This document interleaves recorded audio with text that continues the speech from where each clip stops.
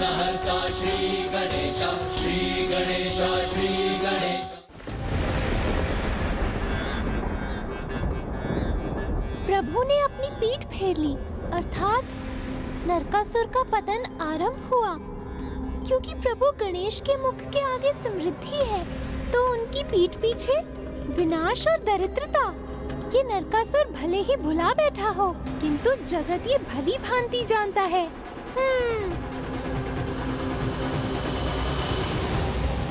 ओम कामाख्याय नमः। ओम कामाख्याय। दुर्भाग्य की काली छाया को स्वयं आमंत्रित कर दिया तुमने पुत्र। कौन है वहाँ जो मेरे राज्य, मेरे नगर में आकर कामाख्या माता की सिद्धियां प्राप्त करना चाहता है? कौन है जो मेरे समान शक्तियां प्राप्त करना चाहता है? उसे मैं कदापि सफल नहीं होने दूंगा। ऐसा अनर्थ मत करो पुत्र। गणेश जी ने तुम्हें जो ज्ञान दिया उस पर ध्यान नहीं किया तुमने। बस इतना ही सुना कि कोई अन्य भी देवी की तपस्या कर रहा है। ज्ञान है मुझे, और मैं जानता हूं मुझे अब क्या करना है।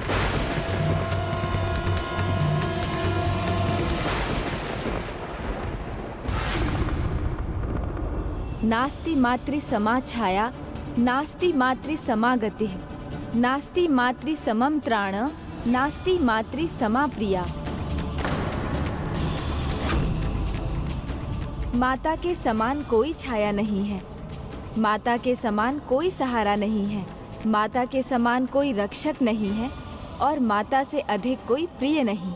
और उसी माता का बार बार अपमान कर नरकासुर अपने पाप की गागर को भरता ही जा रहा है।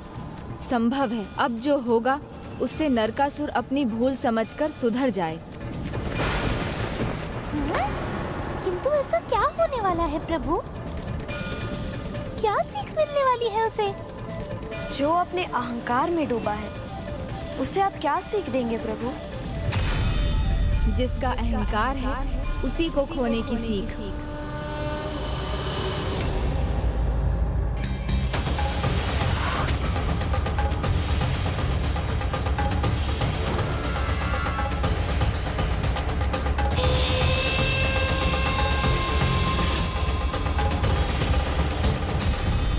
देख क्या रहे हो? इनकी तपस्या बंद करो, दूर करो यहाँ से, जाओ।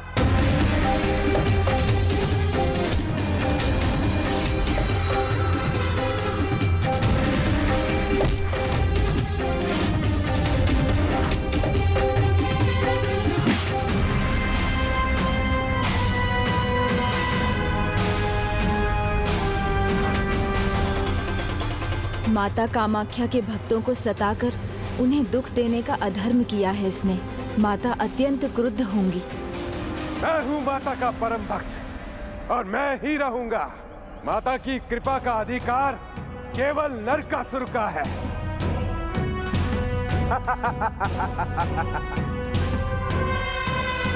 ओम कामाख्याय नमः। ओम कामाख्याय नमः। ओम कामाख्याय नमः। ओम कामाख्याय नमः। ओम कामाख्याय नमः। कौन है वहाँ उस पर्वत की शिखर पर? कामाख्याय नमः। ओम कामाख्याय नमः। नहीं, ओम सैनिकों को कामाख्याय नमः।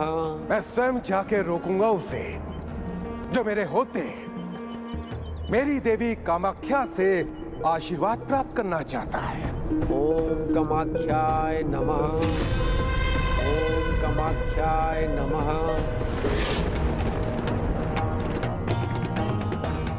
पाप के सागर में डूबकर ये विनाश की खाई की ओर एक पग और आगे बढ़ रहा है। ओम कामाख्याय नमः। ओम कामाख्याय नमः। ओम कामाख्याय नमः। ओम कामाख्याय नमः। मुनिकदम्ब कादम्बिनीं नितं भजित भूधरां ऐसी अद्भुत शांति, ऐसा भक्ति में वातावरण। नवं बुरूहलोचनां भिनवाम्बुदश्यामलां त्रिलोचन कुटुम्बिनीं त्रिपुर सुंदरीमाश्रये। इसलिए आए थे गणेश जी यहाँ, जिससे इसकी तपस्या से मेरा ध्यान भटका रहे, किंतु भूल कर गए और मुझे इस ऋषि के यहाँ होने का संकेत दे दिया। ओम कामाख्याय नमः। बुद्धि के देवता भी नरकासुर की बुद्धि के आगे विफल हो गए, मुझे मूर्ख नहीं बना सके। अब मैं स्वयं इसकी तपस्या भंग करूंगा। अब मैं स्वयं इसकी तपस्या भंग करूंगा।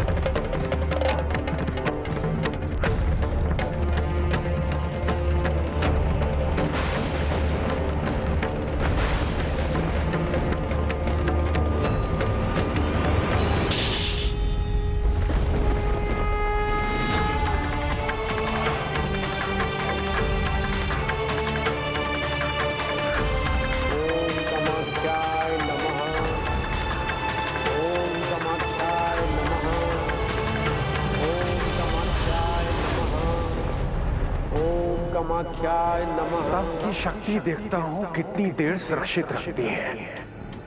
मंदिर में आने वाली प्राण वायु के संचार को ही रोक दूंगा। जब श्वास नहीं तो तपस्या नहीं।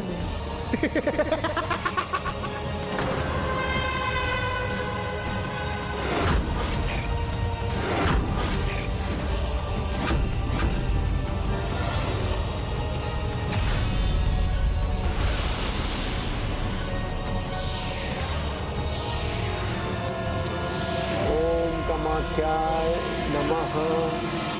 ओम कामाख्याय नमः।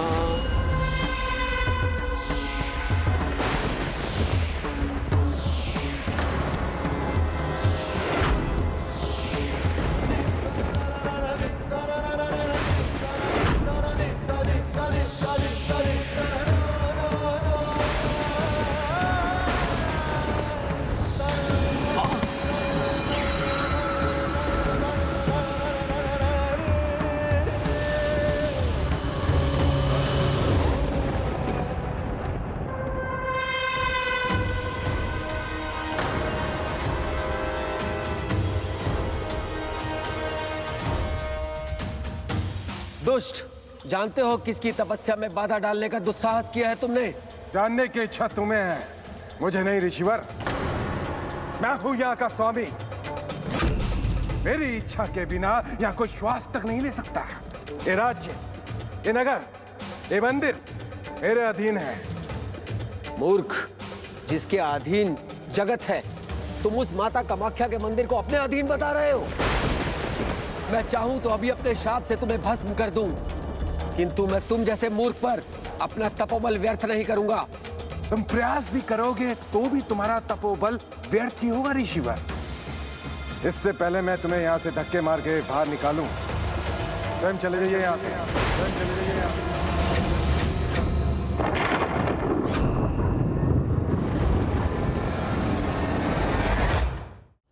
लगता है बहुत हठी हो तुम, और तुम्हारा हठ मैं तोड़ूंगा।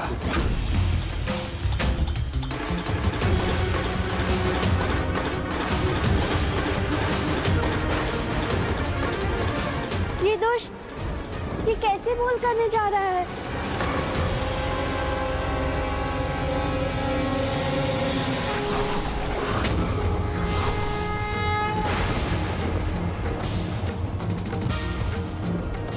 तुम क्या मुझे बाहर करोगे? जहां माता के भक्तों का सम्मान नहीं, वहां माता भी नहीं रहती। माता अपने मंदिर के साथ यहां से अंतर्ध्यान हो जाएंगी।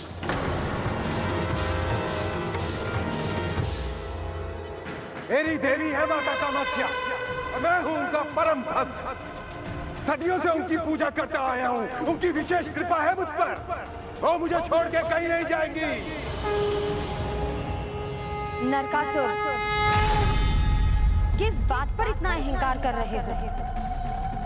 मेरे आशीर्वाद पर या मेरे द्वारा दिए गए सुरक्षा कवच पर?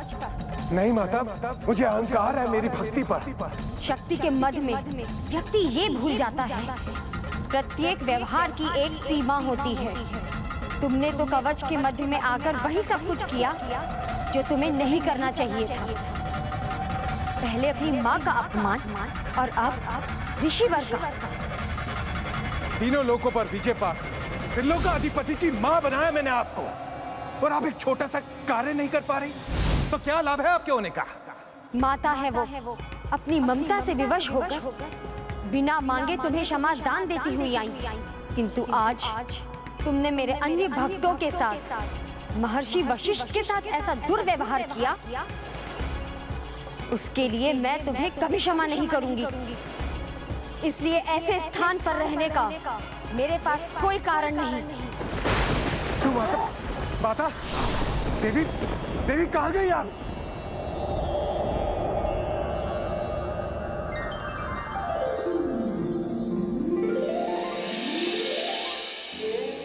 माता मुझे छोड़ के चली गई।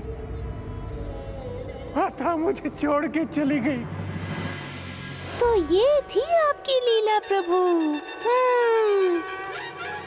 अब क्या वो माता के द्वारा दिया गया आशीर्वाद और उनके द्वारा दी गई सिद्धियां और कवच दोनों खो चुका है? नहीं, जो सिद्धियां उसने तब से अर्जित की थी वो तो अभी भी उसके साथ हैं।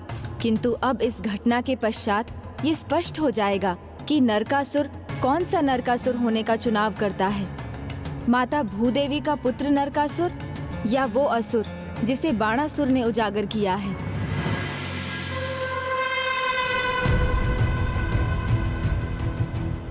माता, आप मुझे छोड़ के नहीं जा सकती। नहीं जा सकती माता, आप मुझे छोड़ के नहीं जा सकती। मेरी पूजा में कोई दोष नहीं, मेरी भक्ति में कोई त्रुटि नहीं। मुझे आपके प्रति पूर्ण निष्ठा है, पूर्ण श्रद्धा है। इसलिए मैं आपको फिर प्राप्त करूंगा माता कामाख्या। इसलिए मैं आपको फिर प्राप्त करूंगा माता कामाख्या। मुझे लगा था माता के जाने से उसका अहंकार मिटेगा, उसकी आंखें खुलेंगी और वो अपनी भूल को स्वीकार करेगा, उसे सुधारेगा। किंतु अब लगता है जैसे उसके भीतर का असुर उस पर हावी हो गया है। अहंकार का ऐसा प्रभाव है उस पर कि माता कामाख्या पर बस अपना अधिकार समझ रहा है वो। माता, माता, कोई बता सकता है देवी कामाख्या कहाँ है? माता, माता, कहाँ चली गई माता? माता, कहाँ गई माता? माता,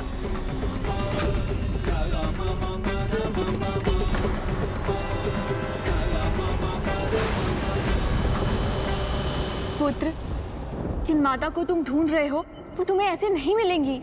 नहीं मिलेंगी? अवश्य मिलेंगी। मैं उनको अवश्य ढूंढ निकालूंगा।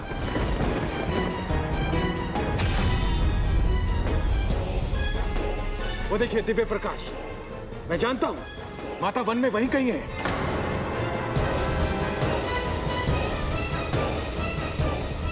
माता, मैं आ रहा हूं माता। यहां तो कोई नहीं है। कहां गई माता? देवी मां, मैं आपको ढूंढ के ही रहूंगा, ढूंढ के ही रहूंगा।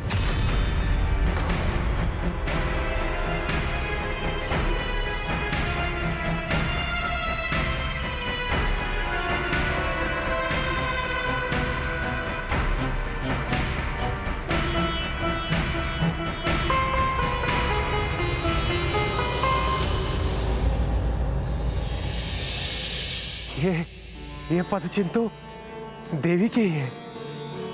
ये तो देवी के।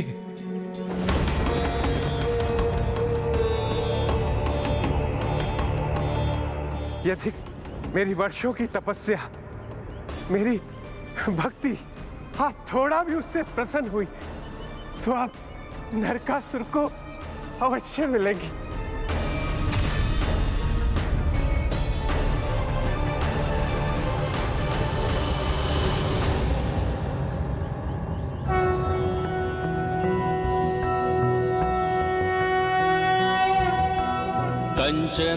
कञ्चनाभावराभयं पद्मधरामुकुटोज्ज्वलां स्मेरमुखीं शिवपत्नी कात्यायने सुते नमोऽस्तु ते। पटाम्बरपरिधानां नानालङ्कारभूषितां सिंहस्थितां पद्महस्तां कात्यायनसुते नमोऽस्तु ते। परमान्वदमयी देवी परब्रह्म परमात्मा परमशक्ति परमभक्ति इस निर्जन वन में प्यासे को जल देने वाली आप कौन है देवी? मैं भी कितना मूर्ख हूं, जिसका सौंदर्य ही उसका परिचय हो, उसका परिचय मैं क्या पूछूं? किंतु मैं भी अपार शक्तियों का स्वामी हूं और तुम्हारे जैसी सुंदर स्त्री मेरे ही जैसे शक्तिशाली की पत्नी होनी चाहिए। मैं आपसे विवाह करने को इच्छुक हूं। कैसा मूर्ख है ये, जिनकी सदा से पूजा करता आया उन्हीं को नहीं पहचाना इसने। अपनी मूर्खतावश ये भी वही भूल कर रहा है जो लंकाधिपति रावण ने सीता माता का हरण करके की थी। जो पूज्यनीय है, जो माता है, उन्हें विवाह प्रस्ताव दे रहा है। विचारों में मत खोइए देवी। त्रिलोकाधिपति आपके सामने खड़ा है, देवता भी मेरे अधीन है और ऐसे पराक्रमी वीर से विवाह करने के लिए कोई मना नहीं कर सकता। चुप क्यों? हाँ? कह दो ना। सदा जिस माता की तू पूजा करता है, आज उसी के सामने विवाह का प्रस्ताव रखने का दुस्साहस कर रहा है।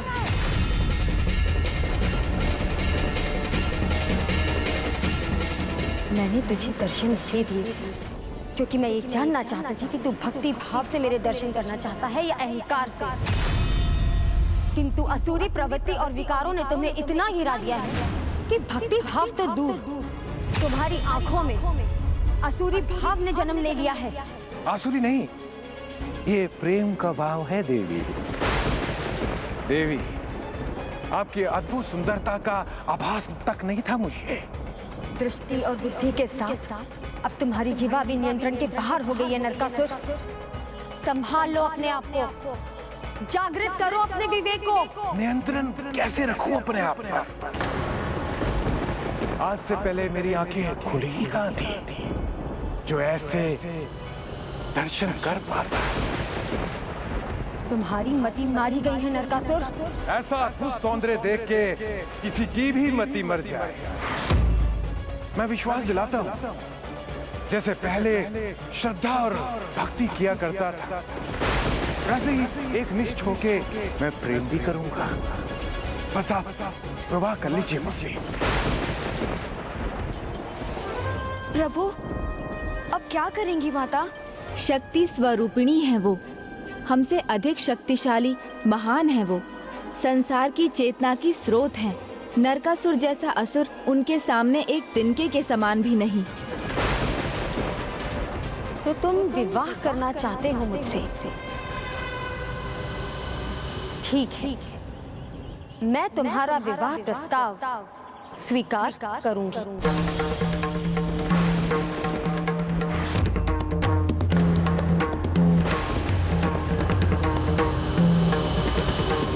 किंतु मेरी एक शर्त है। जो भी शर्त है मुझे सब स्वीकार है। आप जो भी कहेंगी मैं वो करने को तैयार हूं। तो पहले तुम नील पर्वत पर जो मेरा मंदिर लुप्त हुआ है, भव्य रूप से उसका निर्माण करोगे।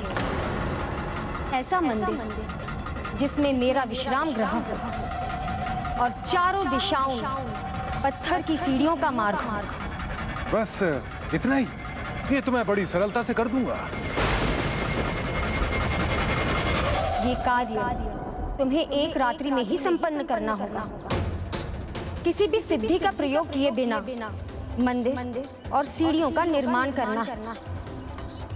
यदि तुमने मेरी शर्त को सफलतापूर्वक संपन्न किया तो मैं उसी क्षण तुमसे विवाह कर लूंगी। किंतु तुम यदि ऐसा ना कर सके तो तुम अपने आप को मेरा भक्त बुलाने का और मेरे नाम का उच्चारण करने का अधिकार भी खो दोगे।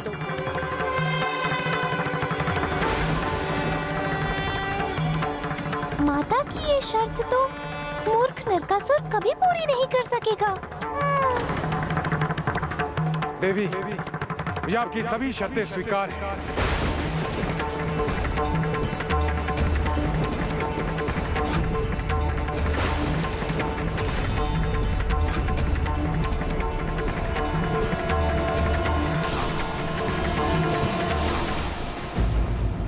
बार बार अवसर मिलने पर भी जो अपनी त्रुटियों को नहीं सुधारते, वे अपने विनाश को निमंत्रण देते हैं।